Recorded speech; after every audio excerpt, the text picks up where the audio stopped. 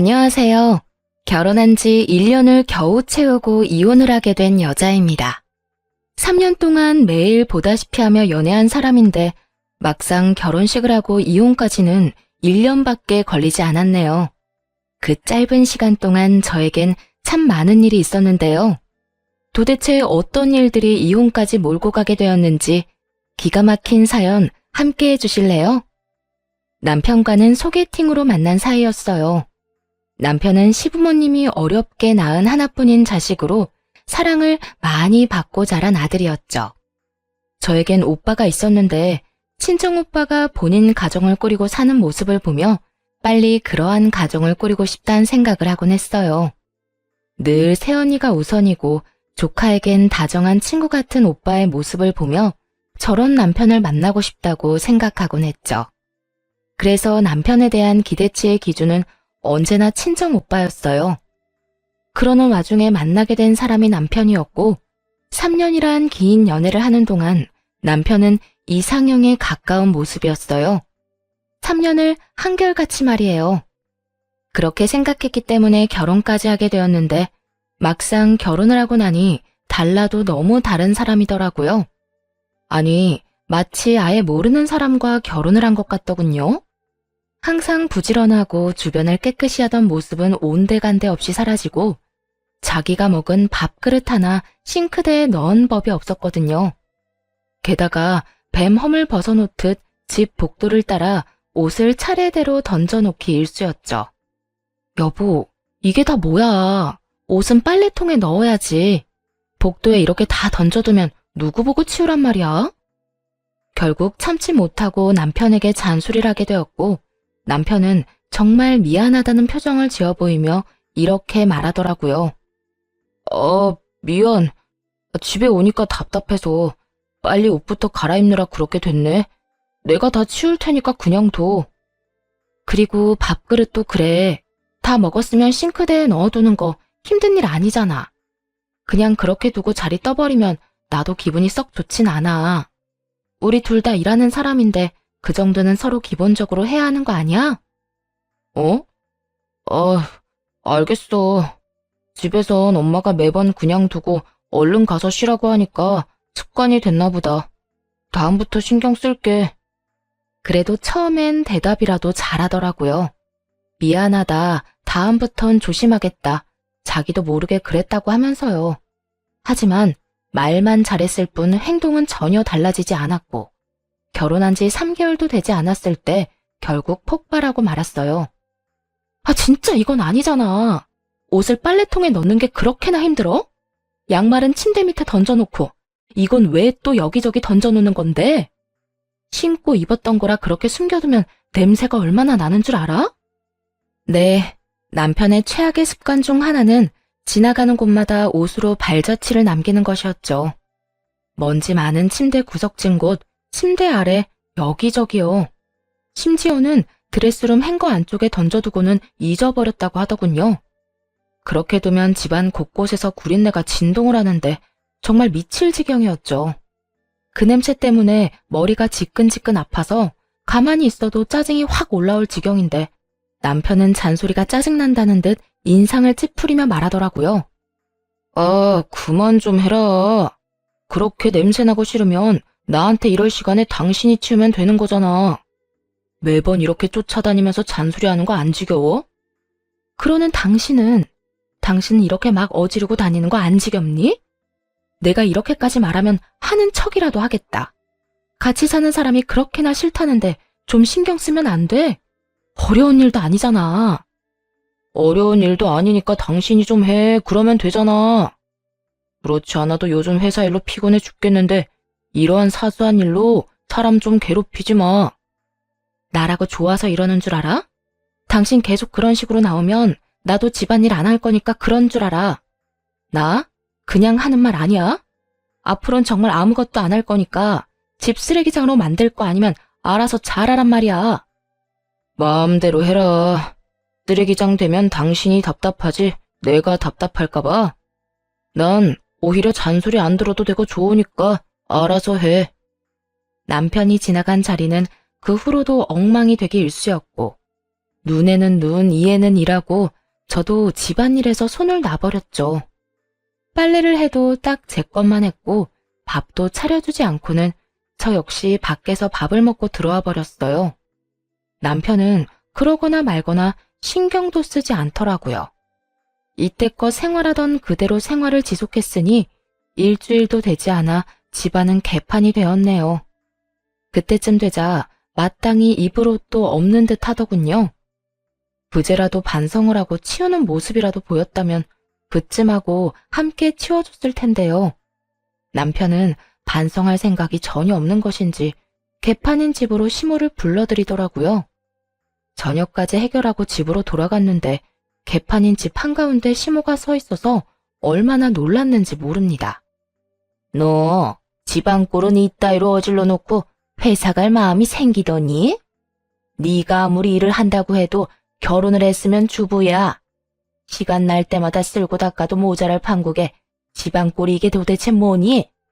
이런 집에서 살다간 없던 병도 생기지 않겠니?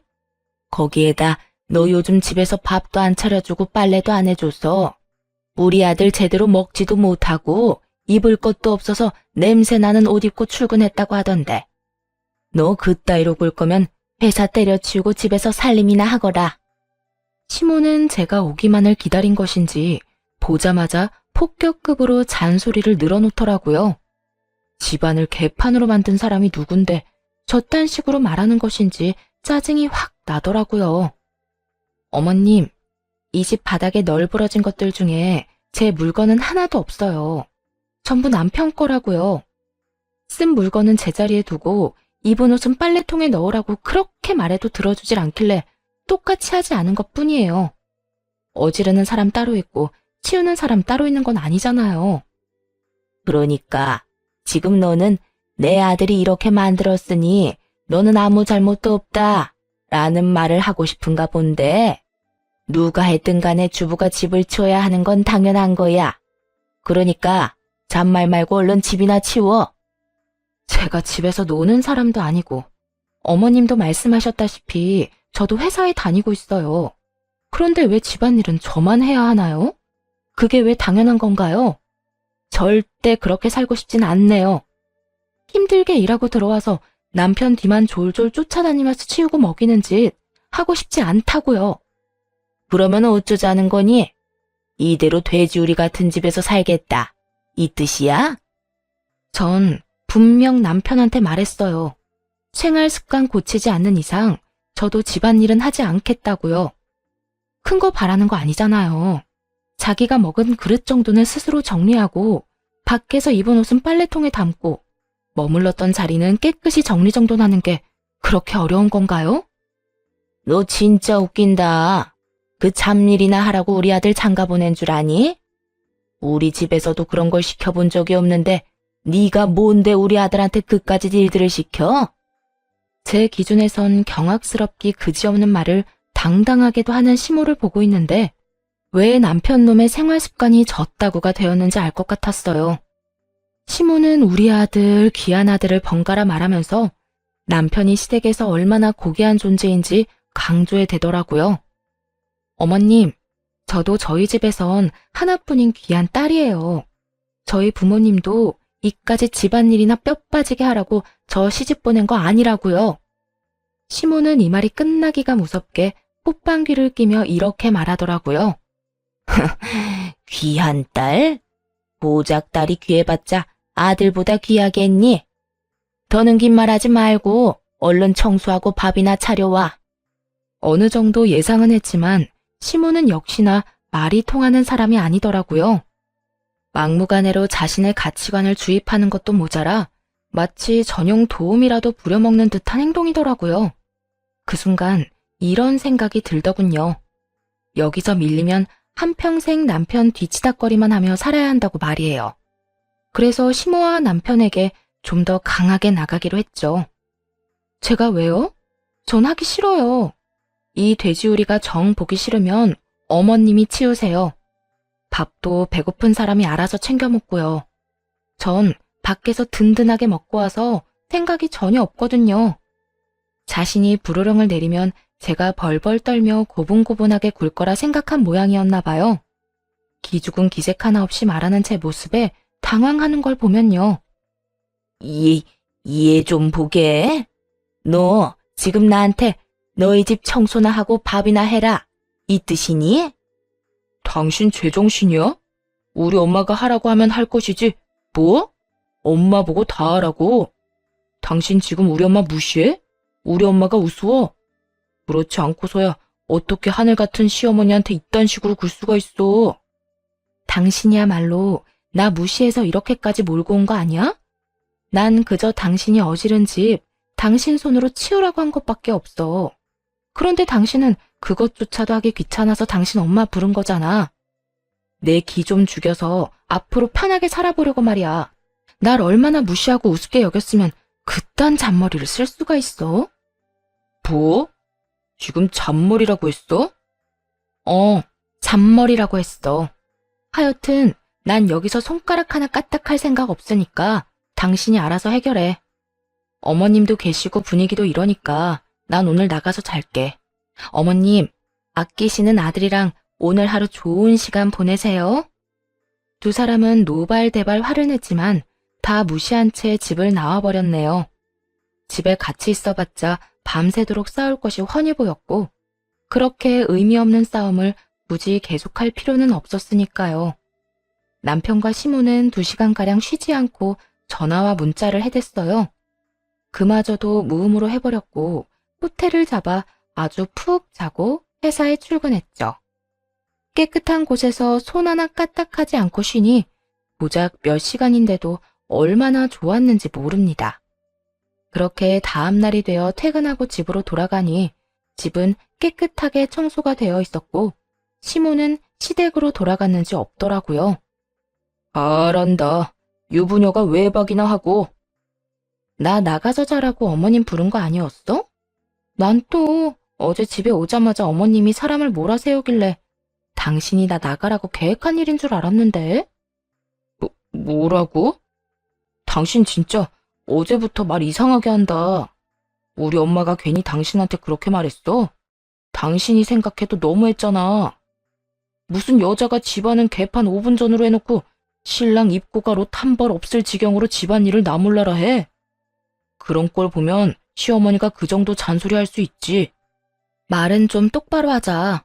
개판 5분 전 꼴이 싫었으면 당신이 안 어지럽혔으면 됐고 어지럽혔으면 당신이 치웠어야지. 옷도 똑같아. 세탁기 있겠다, 건조기 있겠다. 버튼만 누르면 다 되는 건데 그걸 왜 내 탓을 해? 당신 게으른 걸 탓해야지. 안 그래? 한마디도 지지 않고 받아쳐줬죠. 남편은 더는 참을 수 없다는 듯 고함을 지르더라고요. 야, 너 진짜 이렇게까지 할 거야? 무슨 여자가 고분고분한 맛이 없어. 여자는 고분고분한 맛까지 있어야 해? 그러는 너는 고분고분해? 그리고 어디서 고함을 질러? 나는 고함 지를 줄 몰라서 안 지르는 줄 알아? 그 말을 듣고는 참지 않고 고함을 질러버리자 남편은 더 이상 말도 섞기 싫다는 듯 작은 방으로 들어가더라고요. 그 후 약속이라도 한 듯 말수가 줄었고 꼭 필요한 것이 아니면 대화는커녕 같은 자리에 있는 일도 없었네요. 그리고 여태껏 그렇게 잔소리를 해도 깨끗해지지 않던 집은 한바탕 소동이 일어나고 나서야 깨끗함을 유지하게 되었죠.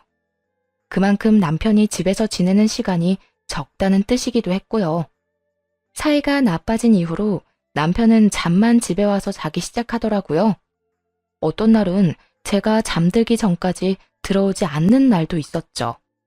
그렇게 별거 아닌 기분으로 지내던 어느 날, 남편의 전화를 대신 받는 일이 있었어요. 이중주차되어 있는 차를 좀 빼달라는 전화였죠. 그때 남편은 전날 먹은 술이 깨지 않아 시체처럼 자고 있었거든요. 하는 수 없이 차키를 찾기 위해 남편의 가방을 살펴보게 되었고 가방 속에서 비뇨기과 약을 보게 되었어요. 아무래도 이상하더라고요. 문제가 있다면야 방문할 수도 있다지만 또 다른 이유가 있을 거란 예감이 들었거든요.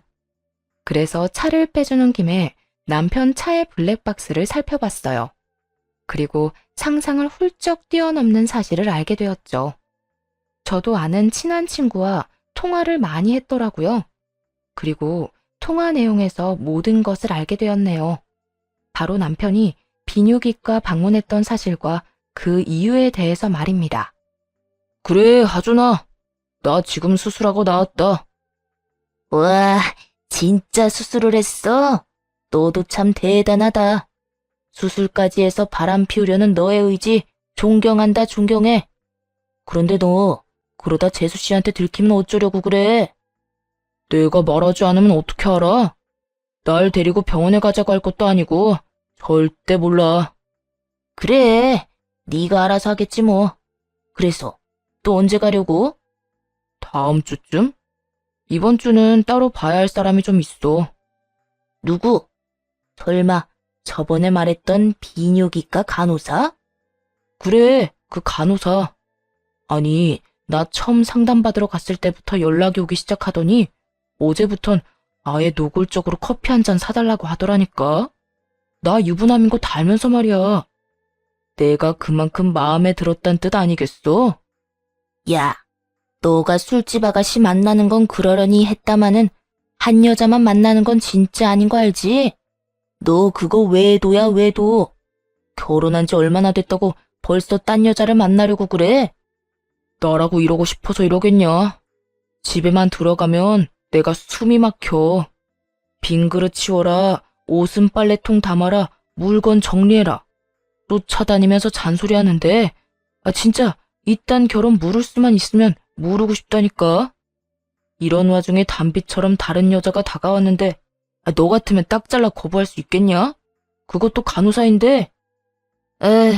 난 모르겠다. 네가 알아서 잘하겠지. 하여튼 걸리지만 마라. 걸리면 너 진짜 무사히 이혼 못해. 걱정하지 말라니까. 절대 안 걸려, 절대. 혹시나 다른 데서 애 생길까봐 정관 수술까지 했는데 들키겠어? 절대 안 들키니까 걱정 안 해도 돼. 남편은 총각 때부터 술집에 다닌 것도 모자라 결혼하고 난 후에도 계속 그래왔었나 보더라고요. 이젠 병원 간호사와 눈이 맞아 아예 외도를 저지르고 있었고요. 거기에다 정관 수술이라니 정말 기가 찼습니다. 손 귀한 집이라며 시모는 하루가 멀다 하고 아이를 낳으라 난리였는데 그 와중에 바람 피우려고 그딴 수술을 했다니 참 대단한 사람이다 싶었네요. 지 놀자고 대를 끊어먹는 자손이라니 대단할 수밖에요. 워낙 남편과 시댁에 대한 실망이 커서 그런지 이 사실을 다 알고 난 후에도 충격은 그다지 크지도 않았어요. 그저 예상치도 못했던 내용에 황당하고 기가 찼죠. 그리고 곧바로 상간녀에 대해 조사해보기 시작했어요. 알아보니 상간녀에겐 남자가 한둘이 아니더라고요. 병원에 오는 손님 중 행색이 부유하다 싶은 남자들만 골라 접근해 사치를 즐기던 꽃뱀 같은 여자였어요. 그중 하나가 남편이었고요. 시기를 생각해보면 남편과 만나기 시작한 것은 그리 긴 시간이 아니었는데 이미 남편은 상간녀에게 간이고 쓸개고 다 빼줄 기세로 돈을 쏟아붓고 있었더라고요. 시댁이 사는 편이었으니 마르지 않는 샘물에서 마구 퍼다주는 상황이었죠. 오빠, 나한테 이렇게 많이 사줘도 돼? 집에서 뭐라고 안 해? 이렇게 많이 쓰다 와이프한테 들키면 어떡해. 다행히 집사람 집도 꽤 사는 편이라 돈 가지고는 간섭 안 해. 우리 생활비 빼곤 돈 관리도 따로 하거든. 심지어 적금도 따로 들어. 아마 내 월급이 얼만지 내가 어디에 어떻게 돈을 쓰는지 관심도 없을걸? 그렇구나. 난 그것도 모르고 혹시나 하고 기대했네. 기대? 걱정한 거 아니고? 그래, 기대. 난 내심 우리 사이를 들켰으면 하는 마음도 있거든. 그냥 확 들켜서 오빠 이혼하고 나한테 왔으면 좋겠어. 뭐라고? 그게 진심이야? 그럼 진심이지. 나도 이제 결혼 생각해야 하는 나이고 다른 사람 만나 결혼하는 거보다 오빠랑 결혼하면 좋겠다는 생각도 해. 오빠는? 오빠는 나랑 결혼 같은 거 생각해 본 적 없어? 나야 당연히 결혼 생각도 했지. 내가 말했잖아. 내 와이프 성격 파탄자라고 말이야. 성격만 더러운 줄 알아? 집에서 청소도 안 하고 밥도 안 차리고 심지어 빨래도 안 해. 이건 뭐 와이프를 데리고 사는 건지 모시고 사는 건지 모르겠다니까. 그건 아니지. 나 같으면 오빠 같은 남자랑 살면 뭐든 다 해주겠다. 삼시세끼 12첩 밥상을 차려줘도 안 힘들 것 같구먼. 그 여자는 배가 불렀네 불렀어. 그러니까 내가 진짜 눈이 삐었었지. 너 같은 여자를 두고 왜 그런 여자를 만나서 이 맘고생을 하는지 모르겠다니까. 하여튼 하는 꼴 보아하니 조만간 이혼 이야기 나올 것 같으니까 조금만 더 기다려줘. 와이프 입에서 이혼 이야기 안 나오면 나라도 할 테니까. 나 이혼하면 우리 결혼하자. 알겠지? 응, 오빠. 나 기다릴 수 있어. 사랑해. 흥신소에서 전해준 녹음 파일을 듣고 있는데 제가 하고 싶은 말을 고스란히 남편 놈이 하고 있더라고요. 왜 집안이 이런 꼴이 되었는지에 대한 설명은 하나도 없고 오로지 제 마누라 욕하기 바쁜 남편의 목소리를 들으며 어이가 없어 아무 말도 나오지 않았네요. 두 사람은 들뜬 목소리로 꼴값스러운 대화를 이어가더니 결국 결혼을 약속하더군요. 저만 빠지면 행복해질 수 있다고 확신하는 두 사람의 말을 듣고 원하던 대로 이혼을 해주기로 결심했죠. 다만 그냥 이혼해주는 것으로는 속이 풀릴 것 같지 않아 어떻게 되돌려줄까 고민하던 찰나에 시모가 짐까지 싸서 들어오더라고요. 무슨 일이세요? 그 짐은 또 뭐고요? 보면 모르니? 내 짐이잖아. 한동안 여기서 지낼 예정이니 그런 줄 알고 작은 방부터 청소 좀 해. 허락한 적도 없는데 시모는 태연하다는 듯 집으로 밀고 들어와서는 소파에 앉기가 무섭게 청소부터 시키더군요. 남편 놈도 내쫓고 싶은 심정이 굴뚝 같은데 시모까지 밀고 들어오다니 속이 부글부글 끓어오르기 시작했어요. 전 어머님이랑 같이 지내는 것에 동의한 적이 없는데요? 내 아들 집에 내가 와서 지내겠다는데 네 동의 따위가 필요하다고 생각하니? 네가 이 따위로 구니까 내가 짐을 싸들고 온 거야. 내 앞에서도 이렇게 싹 수 없이 구는데 내 아들한텐 오죽하겠어? 난 내 아들이 쓰레기장 같은 데서 지내면서 밥도 한 끼 못 얻어먹고 사는 꼴 더는 못 본다. 내가 옆에서 너 하는 짓거리 지켜보면서 살림하는 것도 좀 알려주고 그 성격도 다 뜯어 고쳐줄 거야. 아참, 너 임신하는 것까진 보고 갈 거니 그런 줄 알고 있거라. 고작 시모와 며느리 관계가 된 것뿐인데 왜 저리도 무례하고 말도 안 되는 행동을 당당하게 해대는 건지 상식적으로 이해가 되지 않더라고요. 정작 자기 아들 때문에 임신이 불가능하다는 것도 전혀 모르고 저딴 말을 하는 시모가 어이가 없기도 했고요. 임신이요? 어머님, 저 임신 못해요. 하고 싶어도 할 수가 없는 상황이라고요. 뭐? 그게 무슨 말이야 도대체? 설마 너 불임이니? 그래서 임신 못한다는 거야? 내가 너 그럴 줄 알았다. 그렇게 모든 일에 예민하게 구니까 그렇지. 시모는 당연하다는 듯 저 때문이라고 생각했고 저는 말을 돌리지 않고 바로 말해주었네요. 저는 지극히 정상인데 남편이 아기를 가질 수 없는 몸이라네요. 아니, 정확히는 아기를 가질 수 없게 몸을 만들었어요. 남편, 저도 모르게 정관수술 받았대요. 그래서 저희 임신 못해요. 뭐야? 수술? 내 아들이 왜? 미치지 않고서야 내 아들이 왜 그딴 짓을 해? 너 지금 없는 말 만들어내서 내 아들 모함하는 거지? 그런 거지? 시모는 부정하고 싶은 듯 거의 애원하다시피 대답을 요구하더라고요. 아니요. 제가 알아봤는데 진작 수술을 했더라고요. 그러니까 왜? 내 아들이 도대체 왜 그런 짓을 했단 말이야? 바람 피우려고요. 알고 보니까 이미 바람을 피우고 있던데요. 그것뿐인 줄 아세요? 없어도 들락날락하고 있었어요. 이 여자 저 여자 만나긴 해야 하는데 덜컥 임신이라도 할까봐 걱정한 모양이더라고요. 뭐라고? 바람을 폈단 말이니? 거기에다 뭐? 네, 어머님도 기가 막히시죠? 저도 기가 막히더라고요. 아무리 여자가 좋아도 그렇지 외도에 업소에 아주 바쁘게도 살았더라고요. 지금 만나는 여자는 글쎄 비뇨기과에서 만났다네요. 수술하러 가서 간호사랑 눈이 맞았더라고요. 그럴 리가 없어. 내 아들이 외도 같은 걸 저질렀을 리가. 시모는 믿을 수 없다는 듯 발악에 가까운 부인을 하더라고요. 하는 수 없이 남편의 외도 증거들을 보여주기 시작했고 시모의 안색은 실시간으로 잿빛이 되어갔어요. 시모는 많이 충격을 받은 듯 했는데 그 이유가 따로 있더라고요. 이 녀석이 닮을 게 따로 있지.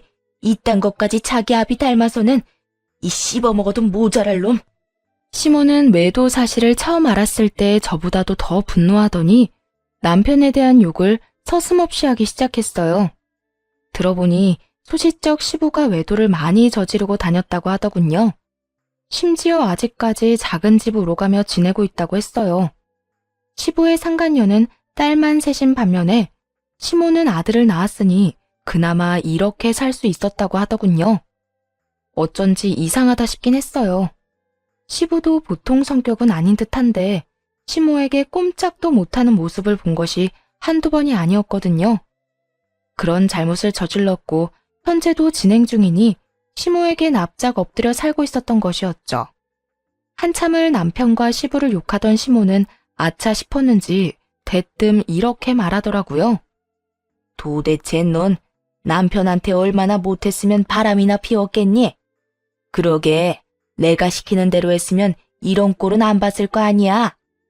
조금 전까지만 해도 조강지 쳐두고 허튼 짓 하는 것들은 상종도 못할 것들이라며 욕하던 사람이 저딴 말을 하니 기가 다 막히더라고요. 그러는 어머님은 뭘 얼마나 못했으면 아버님이 아직까지 두 집 살림을 하나요? 그래도 이 사람은 아직 살림은 안 차렸던데. 아버님은 살림까지 차리고 아직까지 그러는 걸 보니 어머님이 못해도 참 많이도 못했나 봐요. 너 지금 사람 약 올리니? 어머님은 저 약 올리려고 제가 얼마나 못했으면 남편이 바람을 피우냐고 물은 건가요? 아니잖아요. 저도 마찬가지예요. 얼마나 집안일도 못하고 여자로서 매력이 없었으면 아버님이 그렇게까지 습관적으로 바람을 피웠나 진심으로 궁금해서 묻는 거예요. 이 물음에 시모는 대꾸할 말이 없는지 씩씩거리며 노려보더라고요. 그리곤 한가득 챙겨왔던 짐을 풀지도 않더니 그대로 가지고 돌아가 버렸습니다. 그 후 시모에게 모든 이야기를 전해들은 남편이 집으로 와 양심도 없이 화를 내며 질책하기 시작하더라고요. 왜 시모에게 그딴 말까지 했냐고 말이에요. 당신 미쳤어? 내가 바람 피우는 거 알았으면 알았지. 왜 엄마한테까지 그딴 말을 전해? 미친 건 당신이네. 감히 지금 나한테 그딴 걸 따지고 싶어? 그딴 거라니. 당신 때문에 우리 엄마 자리 깔고 누워있다고. 어떻게 책임질 거야? 그걸 왜 내가 책임져야 해? 그러게 누가 허락도 없이 남의 집 쳐들어와서 여기서 산다느니 임신을 할 때까진 돌아가지 않을 거라느니 말도 안 되는 말 해대면서 사람 들들 볶으라고 했어? 아니, 애초에 당신이 밖에서 똑바로 하고 다녔으면 이런 일도 없었지. 어머님이 쓰러질 만한 행동은 혼자 다 하고 다녀놓고 왜 먼 사람한테 책임을 지래? 양심은 그 상간녀 집에 맡겨두고 왔니? 시모와 남편을 콕콕 집어가며 따지고 들자 남편은 진저리가 난다는 표정으로 이렇게 말하더라고요. 당신이 이러니까 내가 돈 주고 그런 데나 다니고 바람이나 피우고 돌아다닌 거야. 당신이 이따위로 사람 무시하고 가르치려 드는데 당신 같으면 당신이랑 살고 싶겠어? 왜 바람 피우거나 잘못 저지른 것들은 자기 잘못을 상대방한테 다 떠넘기는지 모르겠네. 그러고 나면 마음이 좀 편해져? 바람 피운 게 정당한 행동이 되는 것처럼 느껴져? 이유가 뭐든 적당히 좀 해. 당신이 그러면 그럴수록 더 못나 보이고 없어 보이니까. 뭐? 당신 진짜 말이면 단 줄 알아? 내가 진짜 당신 이혼녀 만들기 싫어서 웬만하면 이혼만은 안 하려고 했는데 안 되겠다. 우리 이혼하자. 난 더는 이딴 무시당하면서 살고 싶지 않다. 이혼만은 안 된다고 매달린 적도 없는데 남편은 마치 그런 적이 있었다는 듯 말하더라고요. 이혼은 이미 결정한 지 오래고 어떻게 이혼해야 잘 이혼했다 소문이 날까 고민하는 제 앞에서 말이죠. 어이가 없어서 웃음이 다 나더라고요. 누가 이혼녀 되는 게 무섭대? 나 이혼 환영이야. 이거 왜 이래? 나 진짜 진심으로 당신이랑 이혼할 거라 이야기하는 거야. 홧김에 하는 말이 아니라 진짜 진심이라고. 그래도 괜찮아? 아닐 텐데. 당신이 나랑 이혼할 수 있을 리가 없잖아. 야, 너 그 정도 착각이면 병이야, 병. 네가 밖에서 그딴 짓거리를 하고 다니는 걸 다 알았는데 내가 미쳤다고 너랑 계속 살겠어? 내 인생에서 미친 짓은 너랑 결혼한 거 하나로도 차고 넘쳐. 그러니까 이혼해. 소송 당연히 할 거고 상간녀 소송까지 할 거니까 네 간호사 여자친구한테도 꼭 전해주고. 남편 놈은 참 멍청하게도 상간녀 소송까지는 생각지도 못한 것 같더라고요. 상간녀 소송이란 말에 크게 화를 내기 시작했거든요. 미쳤어? 뭘 해? 상간녀 소송? 그거 하기만 해봐. 내가 너 위자료 한 푼 안 주고 이혼해버릴 거니까. 알겠어? 그게 네 마음대로 다 될 것 같으면 법은 왜 있겠니? 앞으로 네가 뭘 생각하든 나와 관련된 일에선 네 뜻대로 되는 일은 절대 없을 테니까 그런 줄 알고 썩 꺼져. 그렇게 행패를 부리는 남편을 집에서 쫓아내버렸습니다. 그 후 전 남편에게 높은 위자료를 청구해 소송까지 가게 만들었어요. 소송까지 가야 남편의 회사에 소문이 돌 거고 일단 소문이 돌면 막을 수 없을 거라 확신했기 때문이죠. 예상대로 소송이 길어지자 남편의 회사에는 이혼 사실과 이혼 사유에 관한 소문이 돌기 시작했더라고요. 남편이 전 남편이 될 때쯤엔 회사 내 개미 새끼 한 마리도 이혼 사유를 알 정도로 소문이 나 본욕을 치르고 있다고 하더군요. 심지어 사실도 아닌 소문까지 돌아서 쓰레기로 낙인이 찍혀버렸다는 이야기도 들을 수 있었어요. 이혼 소송뿐만 아니라 상간녀 소송도 꽤 만족스러웠어요. 끝까지 반성이라곤 모르던 상간녀에게 위자료를 왕창 받아냈거든요. 상간녀는 마지막 그날까지도 참 뻔뻔하더라고요. 이제 다 끝났죠? 돈은 오빠한테 다 받아서 줄 테니까 조금만 기다려요.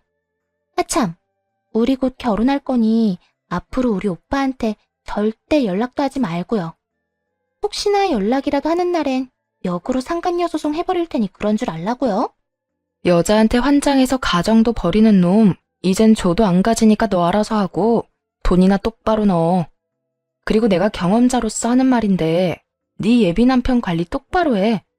그거 병이라 절대 못 고치거든? 아마 또 병 도지는 날이 올 거니 잘 관찰하면서 살아. 참나, 그렇게 말하면 누가 겁먹을 줄 알아요? 우리 오빠는 나밖에 모른다고요. 지금도 봐요. 단박에 댁 버리고 나한테 오는 거. 앞으로 그런 일은 절대 없을 거니까 본인 인생이나 걱정하며 살라고요. 그래, 두고 보자. 그 핏줄이 과연 여기에서 멈출 수 있을지 말이야.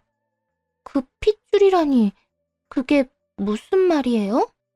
그것까지 내가 말해줄 의무가 있어? 정 궁금하면 네 시어머니한테 물어보든가.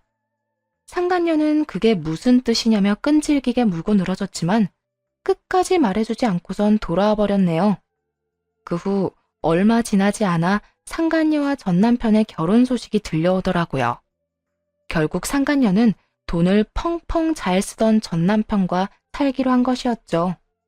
그런데 결혼만 뜻대로 했을 뿐 나머진 상간녀의 뜻대로 되지 않은 듯 하더라고요. 시집살이를 한다는 소식이 들려왔으니까요. 상간녀의 고생이 뻔히 보이던 어느 날, 늦은 밤 전 남편에게 전화가 왔더라고요. 전 남편인 줄 알았다면 받지 않았을 텐데 모르는 번호로 오기도 했고 잠결에 전화를 받았죠. 나야, 자고 있었어? 지금 시간이 몇 시인데 이 시간에 당연히 자고 있지. 할 말 있으면 빨리 하고 끊어. 나 요즘 너무 힘들어, 여보. 당신이랑 살 때는 우리 엄마가 지나치다고 생각한 적은 없었는데 요즘에 우리 엄마는 내가 생각해도 너무 이상해. 하루가 멀다고 집사람 괴롭히면서 시집살이 시키는 건 기본이고, 집사람 병원까지 찾아가서 진상 부리고 난리가 났다고. 어디가 아프셨겠지. 그래서 다른 병원 갈 바엔 며느리 있는 병원 가서 매출이라도 올려주자 싶으셨나 보지. 아니, 도대체 비뇨기과에 엄마가 받을 치료가 뭐가 있어? 그냥 집사람 곤란하게 하려고 그런 거지. 그 덕에 우리 집사람 병원에서도 나오고 하루 종일 집에서 엄마한테 괴롭힘 당하다 보니까 이젠 나를 들들 볶아대기 시작하는데 미칠 지경이라고. 거기에다 우리 엄마 나 정관 수술한 거 뻔히 알면서 임신 빨리 하라고 닥달까지 한다고. 도대체 왜 그러는 거야? 전 남편은 미친 것이 확실한지 전 시모가 진상을 부리는 이유에 대해 진지하게 물어오더라고요. 그걸 왜 나한테 물어? 난 진짜 이해가 안 돼서 묻는 건데, 이 시간에 나한테 하소연하고 싶어서 전화한 거야? 아니면 정말 네 엄마가 왜 그러는지 궁금해서 전화한 거야? 이유가 뭐가 됐든 간에 나한테 전화해서 이러는 건 아니지. 너랑 나랑 이혼한 거 몰라? 거기에다 넌 그 상간녀랑 결혼까지 했고 말이야. 너랑 이혼할 때 그 상간녀가 그러더라. 너랑 연락하다가 걸리면 나한테 상간녀 소송한다고. 나 상간녀 소송 걸리면 네가 변호사 비용이라도 줄 거야? 난 그냥 너무 답답하니까 네가 생각나서 그래서 연락해 본 것뿐이야. 엄마는 분명 내가 정관 수술한 것도 알 건데 집사람한테 임신 타령하는 것도 이해가 안 되고 분가시켜줄 능력이 되는데도 굳이 시집살이 시키면서 우리 괴롭히는 것도 너무 힘들고 답답해서. 아버님이 여자 때문에 그 고생을 시켰고 지금도 그러고 있는데 너 같으면 아들이 상간녀랑 붙어 사는 꼴이 예쁘게 보이겠어? 생각이 있는 거야, 없는 거야? 그리고 너 아직도 정관 수술한 거 원래대로 안 돌려놨니? 이제 새로운 마누라도 얻었겠다. 임신 걱정할 필요도 없지 않니? 그게 그럴 만한 이유가 있어. 전 남편은 말끝을 흐리며 두루뭉술한 말로 대답을 대신하더라고요. 설마 벌써 다른 여자를 만나고 다니는 것인가 생각하던 그 순간 수화기 너머로 앙칼진 여자의 목소리가 들려왔어요. 오빠, 전화 그만하고 한잔해. 나 앉혀놓고 자꾸 다른 여자랑 전화할 거야? 아, 좀 가만히 있어봐. 통화 마무리만 하고. 설마가 사람 잡는다더니 남편은 재혼한 지 얼마 되지도 않았는데 또 업소를 다니고 있는 모양이었어요. 피는 물보다 진하다더니 어떻게 닮아도 저런 짓까지 닮았나 싶었어요. 아, 또 업소 다니나 보네? 그게 스트레스를 너무 많이 받아서 기분 전환 겸 왔어. 뭐 이제 당신이 내 마누라도 아닌데 왜? 뭐? 또 바른 말만 쏙쏙 골라야 되면서 닭다리라도 하려고? 바른 말이었단 걸 안다니 놀랍긴 하네. 그런데 말이야, 난 이제 네 인생에 훈수 두고 싶지도 않아. 막말로 뭐 하고 어떻게 사는지 난 별로 궁금하지도 않거든. 그냥 그러고 살아. 이 여자 저 여자 하고 살다 보면 너한테 꼭 맞는 그런 여자 만나는 날이 있겠지. 그날이 올 때까지 돈은 돈대로 쓰고 인생은 인생대로 낭비하면서 잘 살아. 넌 무슨 말을 그렇게 해? 이럴 땐 그냥 많이 힘들었겠다. 좋은 날이 있을 거다 힘내라. 이런 말 좀 해주면 안 돼? 하긴 네가 이런 여자니까 내가 너랑 이혼까지 했겠지. 그래, 나 이런 여자니까 다신 나한테 연락도 하지 마. 피차 좋은 감정이 남은 것도 아닌데 굳이 목소리 듣고 살아서 뭐해? 그러면 얼른 끊고 하던 일이나 계속해. 그렇게 여자에 미쳐버린 전 남편의 전화를 끊어버리고 조금의 고민도 없이 시모에게 전화를 걸었어요. 네가 이 시간에 무슨 일이냐? 그러게요. 저도 다신 통화할 일 없을 거라 생각했는데 살다 보니까 이런 날이 다 오네요. 특히나 이런 이유로 전화하게 될 줄은 전혀 예상하지 못하긴 했어요. 무슨 소론이 이렇게나 길어? 얼른 할 말이나 하거라. 그게 아범이 방금 저한테 전화가 왔더라고요. 뭐 이런저런 하소연하려고 한 전화인 것 같던데 이게 중요한 게 아니고요. 글쎄, 아범이 지금 어디 있는 줄 아세요? 어디에 있길래 이 호들갑인 거야? 지금 또 업소인가 보더라고요. 옆에서 오빠, 오빠 하는 소리가 끊기지 않고 들리던데요. 며느리 데리고 얼른 가보세요. 이참에 현장 급습해서 그 버릇 단단히 고쳐놔야 하지 않겠어요? 뭐야? 너 거짓말 아니지? 제가 이런 걸로 거짓말해서 뭐 하겠어요? 얼른 가보기나 하세요. 그 인간 자주 다니던 곳 아니까 문자로 주소랑 보내드릴게요. 전화를 끊자마자 전 시모에게 주소를 보냈고 시모와 상간녀가 전 남편을 찾아가 한바탕 난리가 났었다는 소문을 들을 수 있었습니다. 그 후 전 남편은 상간녀에게 이혼을 당한 것도 모자라 시모에게도 쫓겨났다고 하더라고요. 외도의 외자만 들어도 지긋지긋했던 시모가 결국엔 하나뿐인 아들마저 내쳤던 것이죠. 전 남편은 2번의 이혼이 회사에 소문이 나 결국 회사를 그만두게 되었고 상간녀는 평생 직장이 될 것이라 믿었던 병원에서 전 시모 때문에 쫓겨나 버렸으니 둘 다 앞으로의 날이 참 고단하겠다는 생각이 드네요. 그렇게 더는 그 집 식구들의 소식은 들을 일이 없을 거라 생각했는데 3개월쯤 지났을 때 폐인꼴을 한 전 남편이 회사 앞으로 찾아왔더라고요. 남들은 퇴근할 시간에 술 냄새가 풍겨오는 걸 보니 인생 막장을 달리고 있다는 것을 굳이 묻지 않아도 알 것 같더라고요.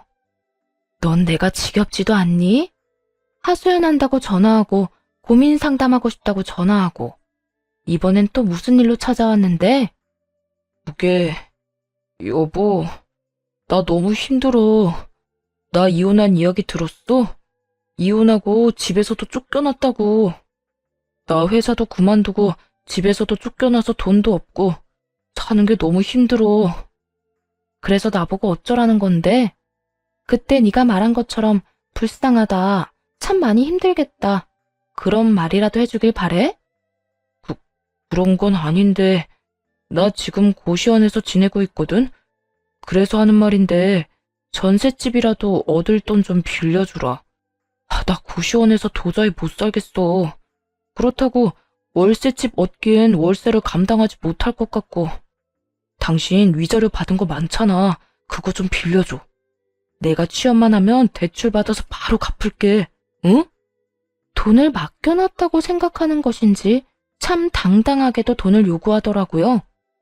지금 돈을 빌려주면 다신 찾아오지 않겠다는 말까지 하고 말이에요. 당연히 싫다고 했고 전 남편은 바로 태세를 전환하며 화를 내기 시작했어요. 너 진짜 내가 이런 말까진 안 하려고 했는데 내가 이 꼴이 된 게 누구 때문인데?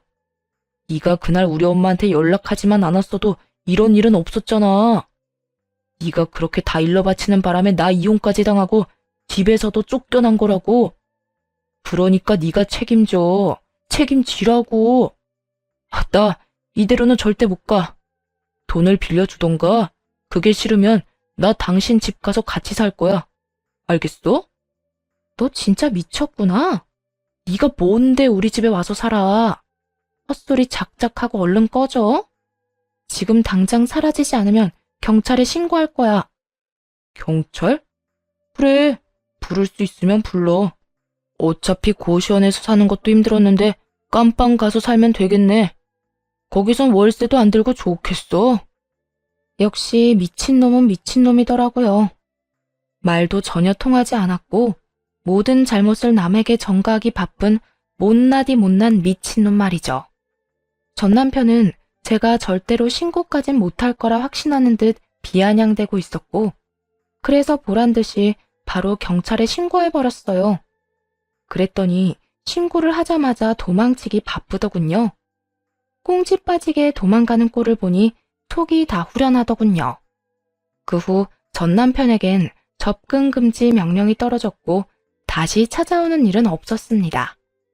건너 들리는 이야기엔 아직도 정신 못 차리고는 있는 돈 없는 돈 다 끌어모아 업소를 다니며 폐인처럼 산다고 했고 전 시모는 화병으로 몸져 누웠다고 하더군요. 그렇게 우리의 악연은 마무리되었고 비교적 결혼 유지 기간이 짧았던 걸 위안으로 삼으며 잘 지내고 있습니다. 결혼 생활을 더욱 길게 끌고 갔다면 모르긴 몰라도 마음의 병을 얻어 지금 같은 생활은 하지 못했을 거니까요.